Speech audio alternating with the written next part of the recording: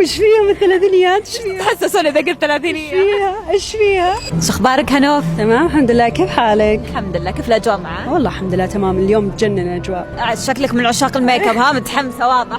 اكيد، ليش لا؟ ايش حاطة جلوس اليوم؟ طبعا الله، هذه الدرجة ريمبر مي. هذه اللي تناسب بشرتي صراحه، مره حلوه حبيتها. طب وش اكثر شيء يهمك في الميك اب لازم يكون معك؟ صراحه انا معروف دائما اذا سويت توري والاشياء بلاشها جلوس، هذا اهم شيء عندك. اهم شيء يعني. شنطتك دائما فيها جلوس. جلوس، وهذا ما راح يطلع من الشنطه ابدا. هنوف، كثرة العتب بالنسبة لك تصفي القلوب ولا تزيد المشاكل؟ لا تزيد المشاكل طبعا. ليش؟ لا ما ينفع، عرفتي اللي زن على راسك 24 ساعه، خلاص هات في عتب، خلاص بتصير مشكله اصلا كره بعدها. هنوف شكلك زي الثلاثينية، ما عاد لك خلق تسمعي. لو سمحتي. وش فيها من الثلاثينيات؟ ايش فيها؟ تحسسوني اذا قلت ثلاثينية.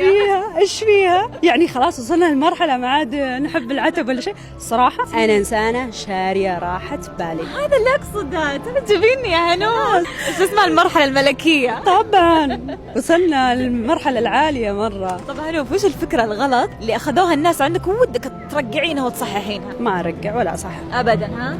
افهموني غلط. كيفي؟ مش فارقة. ما يهمني، I don't care.